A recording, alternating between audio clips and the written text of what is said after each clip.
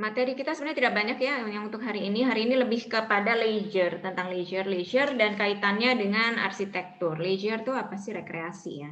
Rekreasi yang adalah hal-hal yang dikerjakan orang ketika waktu luang gitu ya.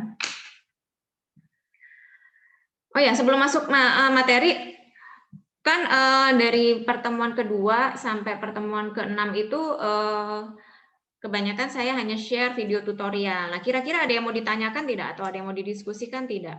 Perihal materi-materi sebelumnya. Misalnya ada yang nggak ngerti gitu, atau ada yang kurang dipahami. Jadi silakan ya kalau ada yang mau ditanyakan.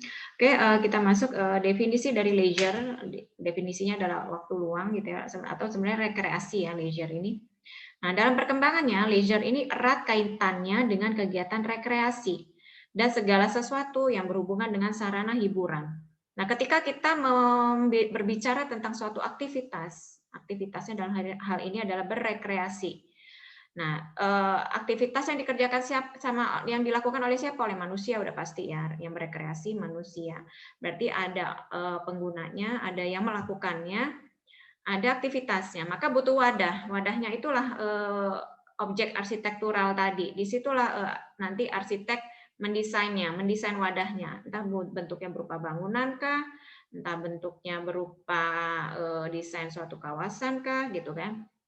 Pokoknya itu disitulah perannya arsitek dalam hal ini gitu ya, hubungannya antara rekreasi sama arsitek gitu ya. Yang tentu oke, saya lanjutkan.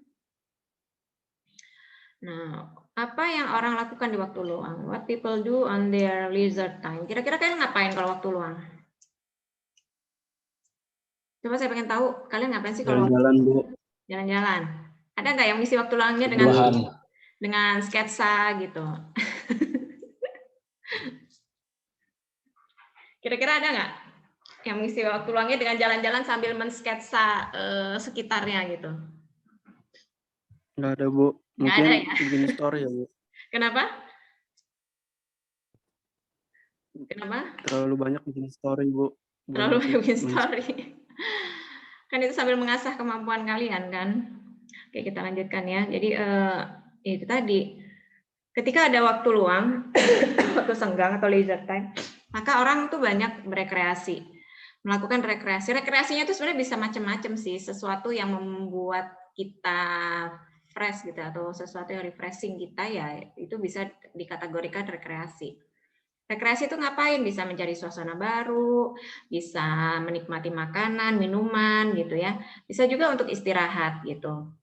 Nah, itu sebenarnya kaitannya dengan ini. Nah, ketika ini yang saya sebutkan tadi kan ada waktu luang, maka yang dilakukan adalah berekreasi. Ngapain aja sih? Mencari suasana baru, makan, minum, istirahat, atau mungkin belanja gitu ya. Atau hanya sekedar jalan-jalan, lihat-lihat gitu.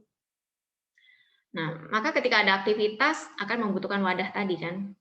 Wadah tadi adalah ya objek arsitektural tadi. Ini masih ada yang join ya. Sebentar.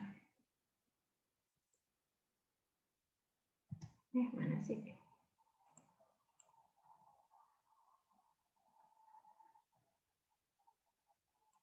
Ini admit. Ya, kita lanjutkan. Nah, ini rekreasi contohnya. Sebenarnya kan ini hanya jalan-jalan gitu ya, kebun teh, tapi terus tiba-tiba ada objek yang berupa jembatan panjang, terus berada di atas kebun tehnya, sehingga orang bisa beraktivitas di situ. Ngapain sih aktivitasnya? Dia duduk sambil menikmati kebun tehnya, mungkin lihat-lihat, dan yang pasti kalau zaman sekarang udah pasti foto-foto ya, foto-foto upload. Nah, dengan adanya habit baru gitu ya, era milenialnya ada habit baru.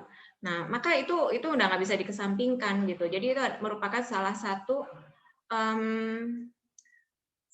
hal yang harus dipertimbangkan ketika kita mendesain sebuah kawasan wisata misalnya. Apa sih yang penting di situ? Kalau dulu mungkin sebelum masuk eranya medsos gitu ya, sebelum ada internet, nggak terlalu penting tuh spot-spot. Ya penting sih spot-spot cantik gitu, tapi tidak se-happening sekarang di mana setiap sudut itu dibuat sesuatu yang ada dengan desain yang menarik gitu ya. Nah, sehingga memang harus dipikirkan dari segi desain, penataan ruangnya gitu. Yang untuk mewadahi itu tadi, habit baru tadi, habit untuk menampilkan diri di medsos gitu. Itu udah kayak kebutuhan kayaknya ya buat anak zaman now gitu ya.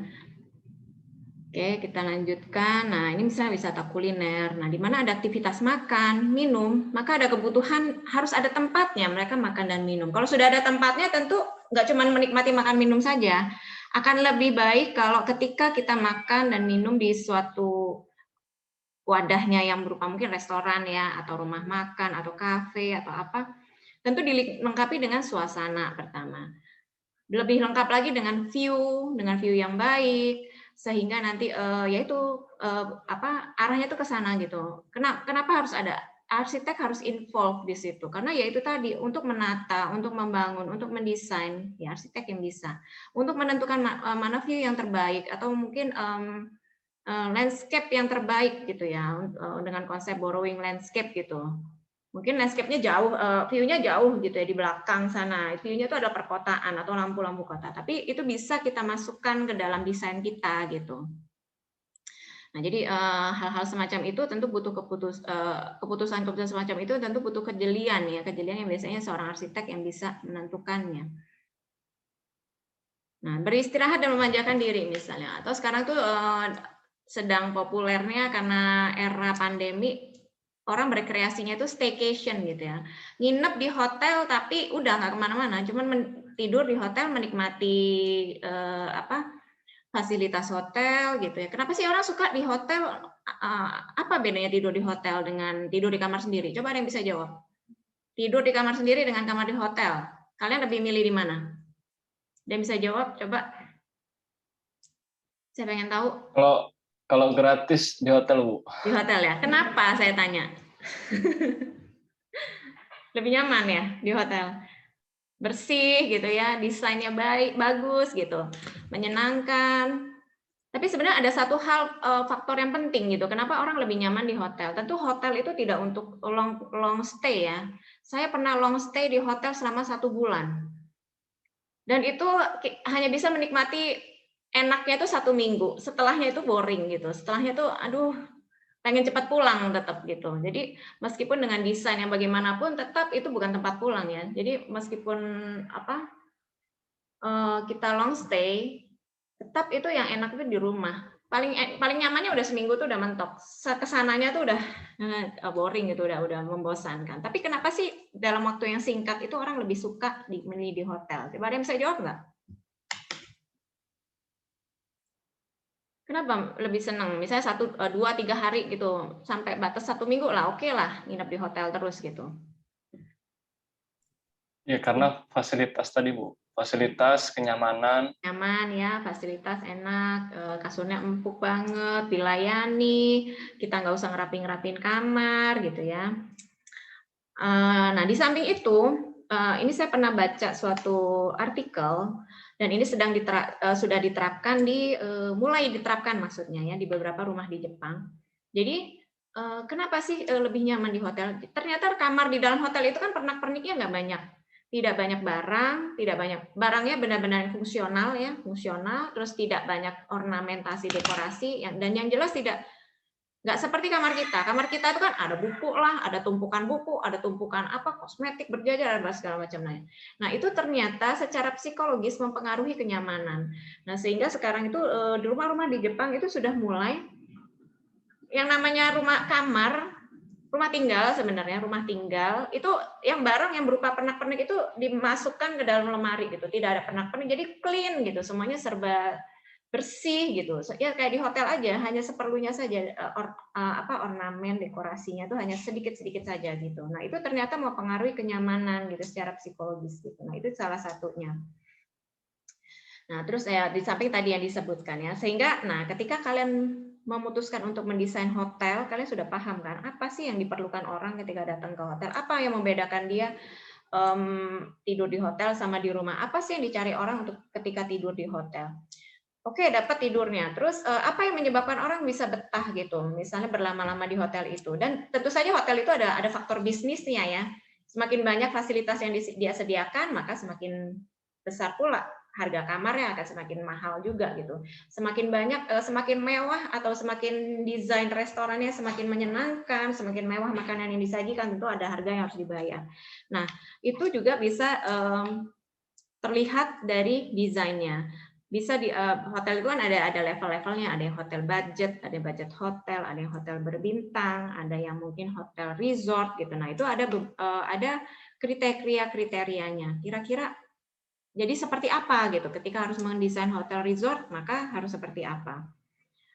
Dan tidak terlepas juga dengan view misalnya, atau kalau view itu tentu untuk hotel-hotel tertentu dibutuhkan. Tapi kalau kayak bed and breakfast ya, hotel yang cuman orang yang buat keperluan bisnis, dia datang ke hotel itu hanya tidur, pagi mungkin sarapannya di luar gitu, hanya untuk tidur saja, atau sarapan yang hanya mungkin toast gitu ya, roti bakar, terus apa yang simpel-simpel. Nah, mungkin itu tidak terlalu membutuhkan view gitu ya. Sebagai contoh kayak hotel-hotel di Singapura, karena Singapura kan banyak hotel-hotel yang berbintang 2, 3 itu sebenarnya bangunannya itu seperti ruko gitu, sehingga ya mereka yang menginap di hotel itu hanya keperluannya untuk tidur, tidak ada view-nya, nggak ada jendela kamarnya itu ya, karena memang letaknya itu layout-nya itu benar-benar compact gitu ya. Atau bahkan sekarang yang lagi tren yang hanya untuk keperluan tidur 2-3 jam ketika transit di bandara adalah hotel kapsul misalnya, bentuknya udah kayak kapsul-kapsul, udah kayak peti ya kalau kata saya gitu. Jadi kita duduk aja udah kayak mau kejeduk gitu, nggak bisa berdiri di dalamnya. Nah, itu ya itu tadi kembali kepada kebutuhan. Bagaimana akhirnya ketika seorang arsitek itu harus bisa mewadahi kebutuhan. Oke, hotel, tapi yang mau gimana, seperti apa dulu? Penggunanya seperti apa? Penggunanya kebutuhannya seperti apa? Hanya tidur 3-4 jam misalnya, atau hanya istirahat 3-4 jam, ya udah cukup hotel kapsul. Atau butuh bisa lama tapi hanya keperluan bisnis, maka desainnya akan seperti ini. Nah, kurang lebih seperti itu. Nah, kembali lagi ke sini tadi, yaitu tadi kembali ke leisure tadi ya. Jadi kenapa sih harus leisure bisa di hotel? Ya itu tadi kita memanjakan diri di hotel, menikmati fasilitas hotel kan, bisa menggunakan gymnya, kolam renangnya gitu. Atau kalau yang resort dia pasti sudah ada area untuk aktivitas sendiri atau ada outdoor activity di area hotelnya dan lain sebagainya. Ini saya lanjutkan. Nah, sehingga di zaman sekarang itu leisure menjadi kebutuhan pokok dan arsitektur merupakan wadah. Ya, tadi sudah saya jelaskan berkali-kali ya. Arsitektur wadahnya yang memfasilitasi kebutuhan tadi, ada memfasilitasi aktivitas-aktivitas tadi gitu ya. Bahkan hanya sekedar kayak yang tadi di kebun teh itu cuma sekedar jembatan gitu ya dari kayu, terus ada space kayak stage aja sedikit. Nah, itu sudah menjadi sesuatu yang sesuatu yang berbeda kan. Coba bayangkan kalau itu nggak ada gitu, cuma kebun teh aja, nggak ada yang kayak gitu, tentu sangat membosankan gitu ya. Kelas menengah dan masa depan leisure economy. Nah, ini dari beritagar.id dikutip. Jadi kebutuhan primer merupakan kebutuhan pokok manusia untuk bertahan hidup. Jadi itu human basic needs itu yaitu kebutuhan manusia untuk bertahan hidup. Itu adalah kebutuhan primernya atau yang kebutuhan basicnya. Nah, kebutuhan sekundernya adalah kebutuhan pendukung seperti adanya hiburan, sejenis complementary needs gitu ya. Terus kebutuhan tersiernya adalah kebutuhan pelengkap yang biasanya merujuk pada konsumsi. Udah lebih kepada sesuatu yang berbau konsumtif gitu ya. Konsumsi terhadap barang, jasa yang tergolong mewah gitu atau yang menurut kita itu mewah lah gitu. Nah, selama kita percaya bahwa 3 klasifikasi kebutuhan ini bersifat hierarkis, di mana kebutuhan primer berada di urutan paling atas, lalu sekunder. Nah, kalau primer dan sekunder sudah tercukupi, baru tersier gitu ya.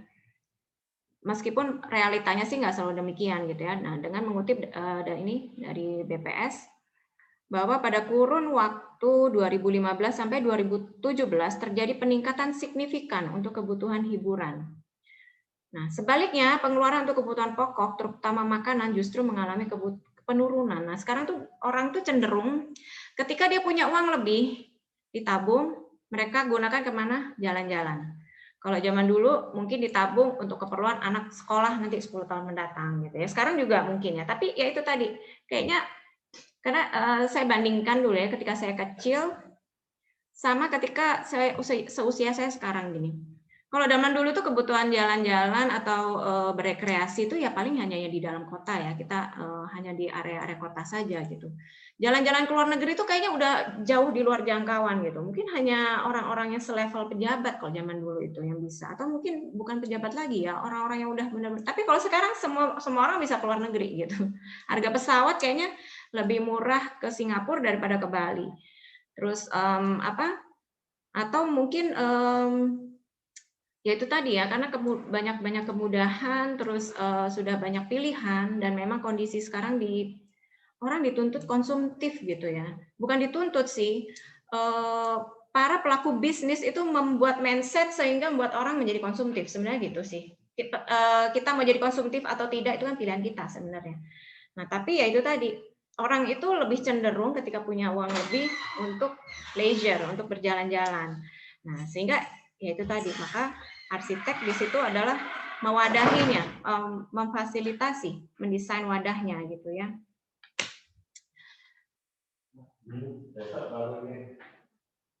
Oke, saya lanjutkan ini leisure dan arsitektur. Nah, sehingga kebutuhan akan leisure menjadi peluang untuk kehadiran arsitektur. Itu tadi karena memang sangat booming ya kebutuhan untuk leisure, orang berekreasi, orang jalan-jalan. Cuman ini jadi padam lagi sudah setahun ini, maksudnya surut ya karena ada pandemi, sehingga itu tadi pariwisata jadi slowing down banget gitu.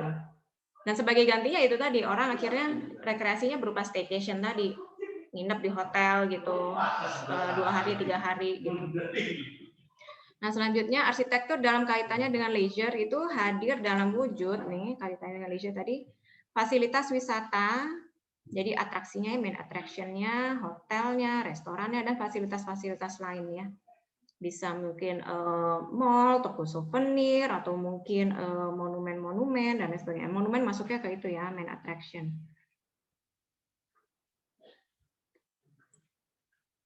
Nah terus dalam konteks leisure, arsitektur itu hadir sebagai wadah aktivitas dan juga sebagai magnet. Nah, agar aktivitas yang diinginkan itu dapat terjadi sesuai tujuan. Dengan kata lain bahwa suatu objek wisata apabila ditata dengan baik, lengkap dengan fasilitasnya, itu tidak harus mewah gitu ya. Tapi paling tidak orang mau stay dia ada cottage. Terus orang mau menginap gitu, atau orang mau makan sudah ada tempat restorannya, orang mau beli oleh-oleh sudah ada tempatnya. Nah, apalagi kalau itu tertata maka akan memberikan nilai lebih gitu. Kayak misalnya kalau di daerah mana yang jadi tujuan untuk surfing itu daerah Lampung Utara ya? Krui Bu, Lampung Barat. Krui ya, Lampung Barat ya.